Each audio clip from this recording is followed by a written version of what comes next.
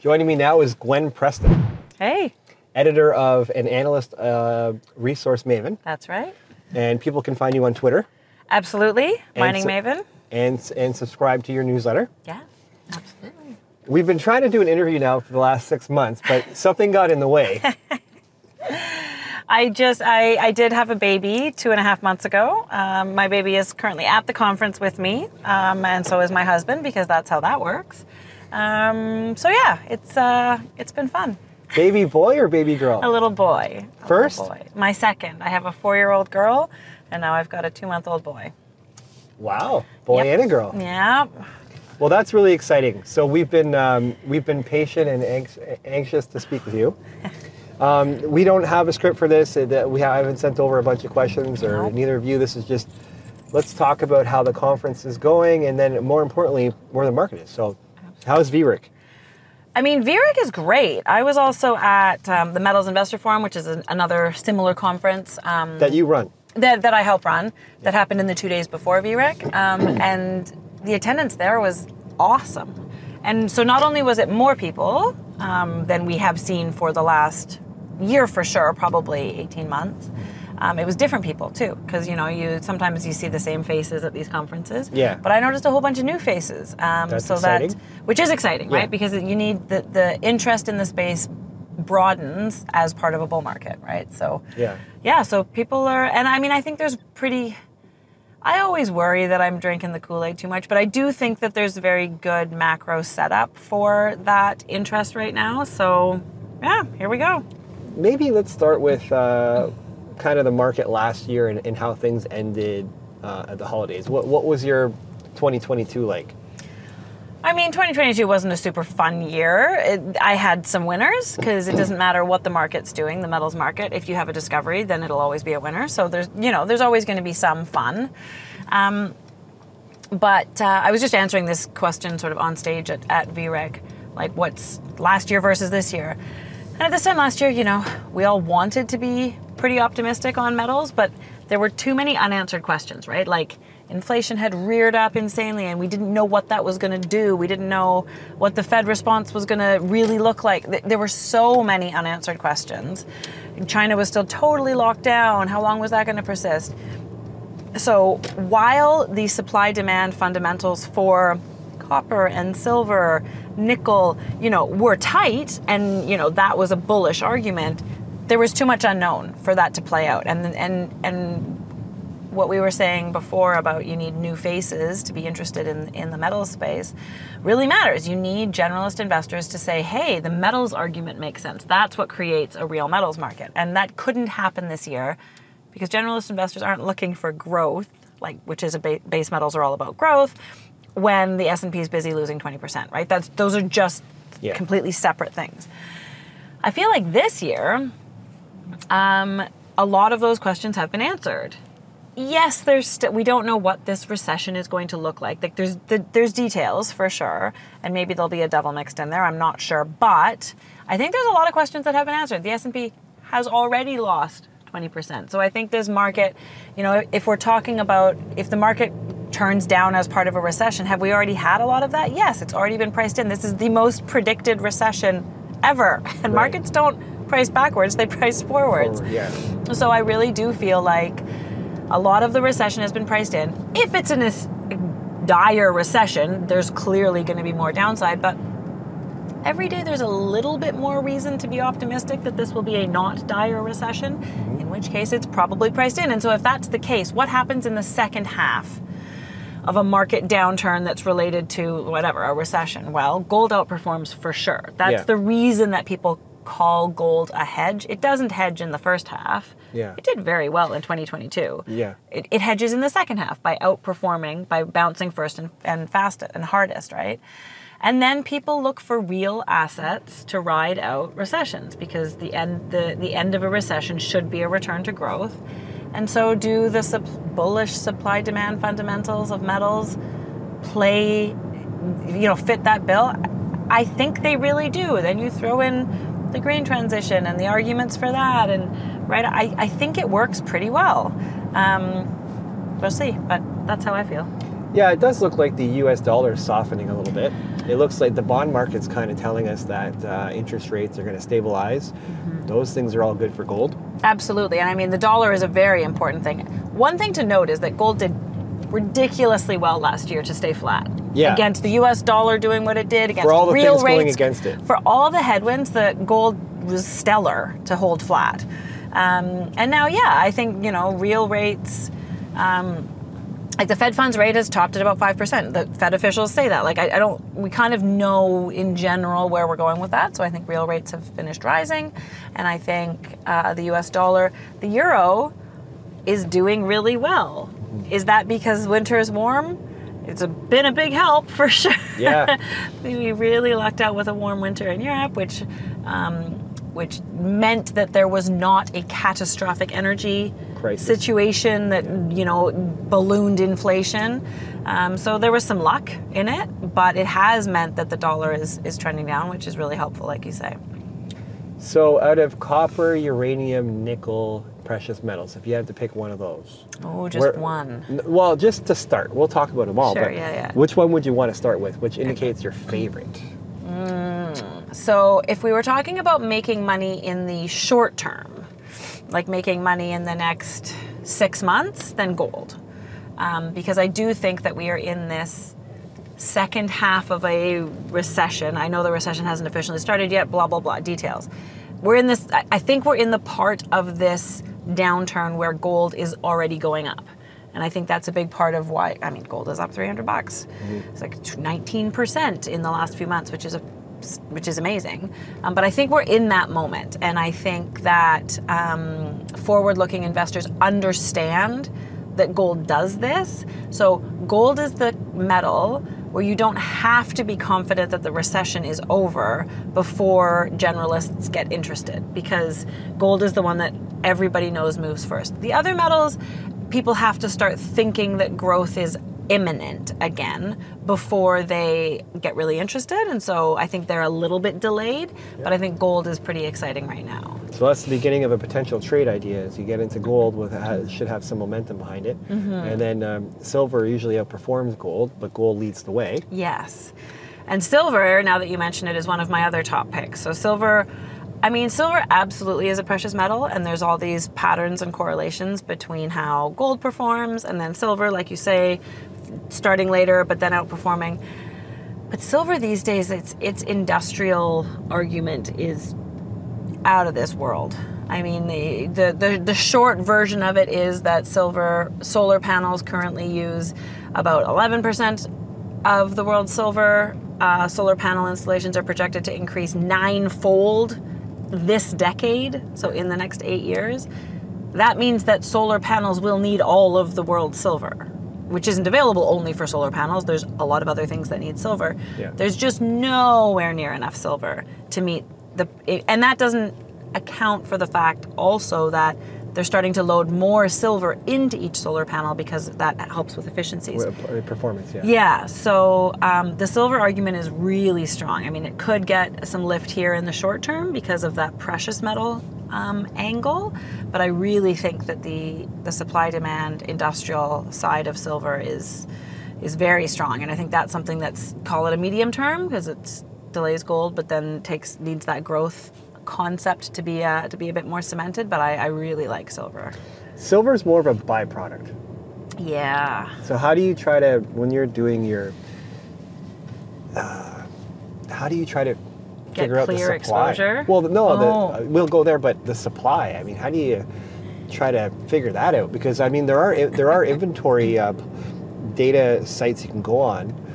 But I've talked to some other people that say that they don't really trust it. So what's your take? Like, how do you try to gauge the supply? Yeah, I mean, that's a good question. The thing that is always difficult with metals is the inventories, right? Call them the shadow stockpiles, whatever word you want to use. You're never totally sure how much inventory there is that's not being accounted for in the official numbers, and that's just the nature of the business. I think with silver, those stockpiles are not usually dramatic. I'm not an expert. I don't follow that deeply. But when you have a supply situation that's largely inelastic, so that just means, right, that, like you say, silver is largely a byproduct of other mines, and the miners who operate those mines aren't going to dramatically increase production because because their 30% revenue item, silver, is, the price is moving on that. They're not going to increase production for that reason. Yeah. And so supply is inelastic, right? So when you have a really bullish supply gap and you have an inelastic source of supply, largely inelastic source of supply, then I think those shadow inventories, they don't concern me as much as they would if it were an elastic supply situation, right? Because then there'd be two variables to work with. Here there's only the shadow, and they're not that huge. Okay. Obviously you would know a lot about the juniors. Do you buy an ETF? Would you put that in the portfolio? So what's interesting is I recently started a new newsletter, a second one, that's called Evergreen Investing. So it's about the inputs and innovations that are making the green that are needed for the green transition. It's not ESG because I find that too nebulous, but it's the inputs, so the metals and the energies, and the innovations, so the carbon credits, the technological innovations. So they're like more tangible things that are needed to make this green transition happen. Interesting. And that is a low risk newsletter because I think there's a big body of investors out there who are aware that this green transition is a paradigm shift in how the world operates, and that there's therefore investment opportunities. But I don't think you need to be super clever and like find the new technology that's going to upend waste management or whatever it is. I think you can buy an ETF of copper miners. I think you can buy the Sprott uranium miners ETF. And I think, you can get exposure to solar panels, and you can get some exposure to carbon credits, and then you can sit on that for a few years, and I think it's going to do very well. So I do have ETFs in that letter because it is definitely intended as a low risk newsletter, unlike my metals newsletter, which has some very high risk stuff in it. Yeah, I own a silver ETF myself, and it's done well. Copper? So copper. A lot of potholes around here. Let's shake. Copper.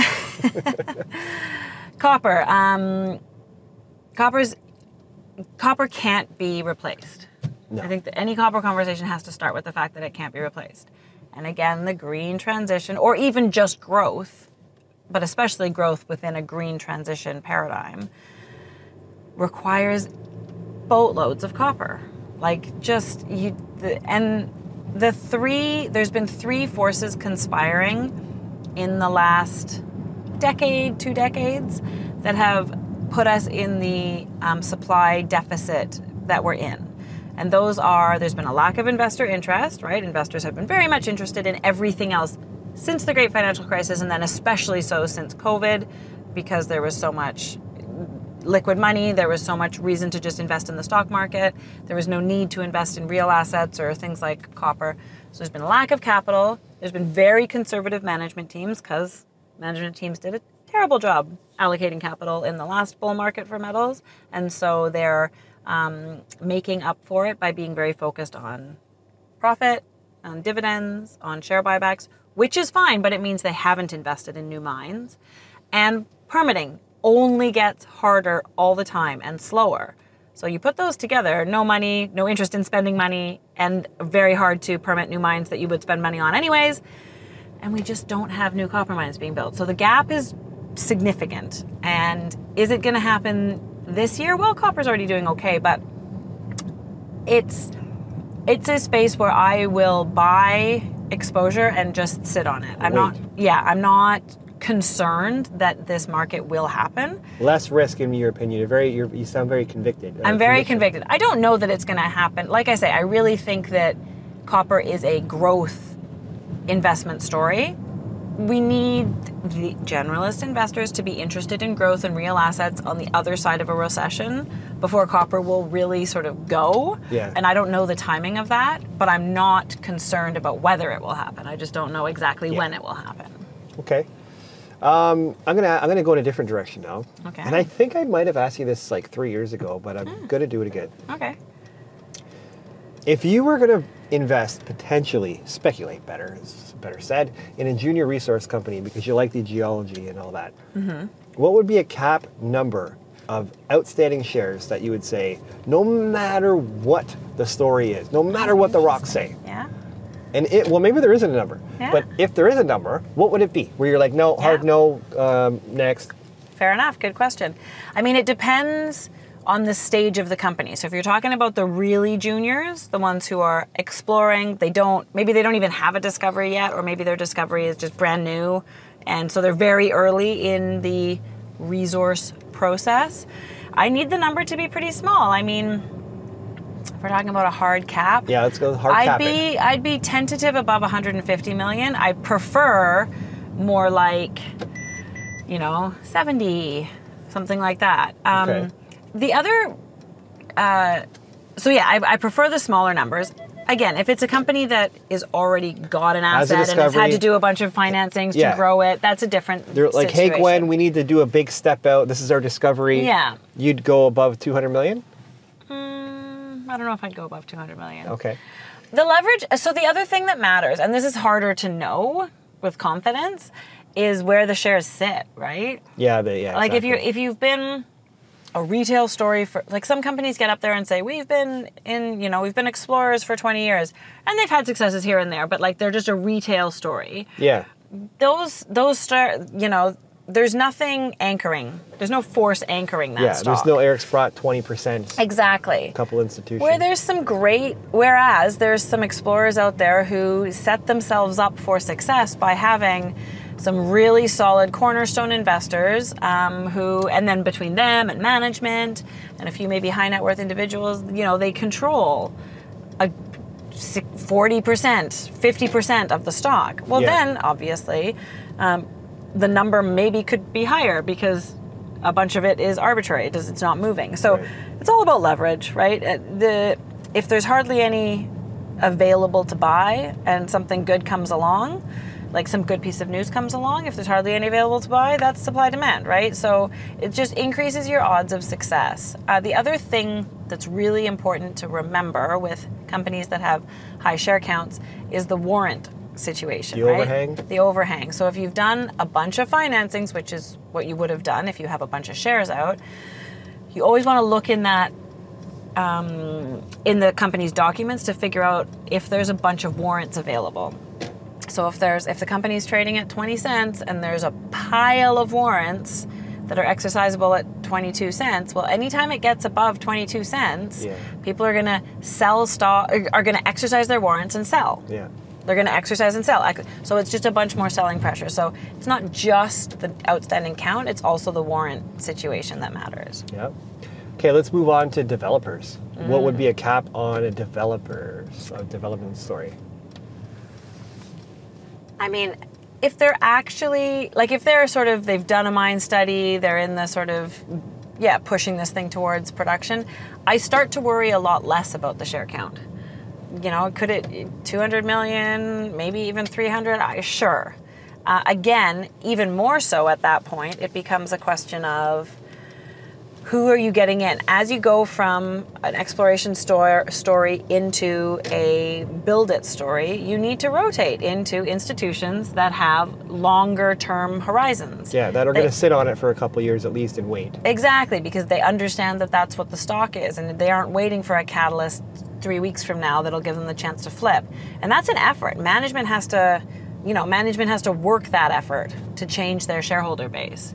So it really, the question becomes very different when they get into that category. It's really who's in, is there a strategic in, are strategics interested, what kind of funds are in there, what position, and then is there general pressure in the stock market that might require funds to have liquidity events, like to liquidate their holdings. So the share count thing really matters for the tiny guys. Yeah.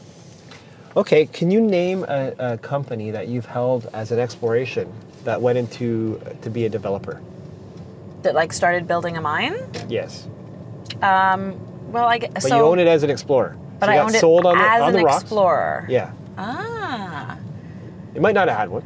Fair enough. I'm trying to think. So it started to actually build.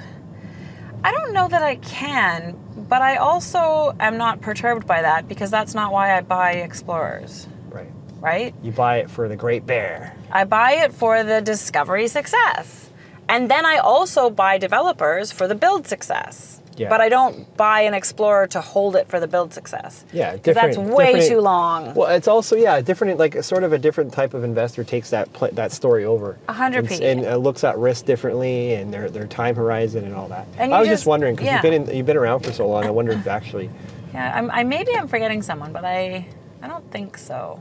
I don't think so. What market cap did you first get into Great Bear? Do you remember? Oh, tiny. It was 29 cents. Did you hold on and the whole way? brand new, yeah. You did? I didn't hold all of it. I should be very clear. Okay. I certainly sold some pretty early. I think I sold some at a few dollars. Yeah. Definitely got my capital off the table, which unfortunately wasn't as much as I wish it had been. Hindsight 2020. Right, exactly. And then I did buy some more on the way up, for sure. I pounded the table to my subscribers saying, there was a long period of time when I don't think the market realized how good Great Bear was, and so when at each geologic event I would be like, oh my gosh. Yeah, I remember those days. And of course I wish in each of those events that I had also bought more, but it was 10 million, 12 million, something like that when I got in. Yeah. Yeah. Well, you know what's really cool about that story is it's good for obviously for the sector, but for your newsletter and all the people that support you, they made money. Yeah. And then you can take that money and you guys can move the money around and you can fund other projects that you think are really good. Mm-hmm. I think it's a great story. I was never a part of it. I only watched from the sidelines, unfortunately. Yeah. But I'm really happy that you had that experience. Thank you. Yes, it was. It's very gratifying. Is there anything that we didn't cover? I think this was one of my favorite interviews. Awesome. We just went all over the place and it was a good conversation. I mean, there's always more things, right? We could have talked more about uranium. We could have talked more about any number of things, about how to build a portfolio, those decisions between juniors and majors. But we could chat again soon. Or? Are you going to PDAC? I am, yeah. Okay, well Absolutely. maybe I will write down some questions and we'll talk about how to build a portfolio for the newer speculator, investor. And a few other things. Sounds good. We don't have any pregnancies to get in the way this time. Maybe.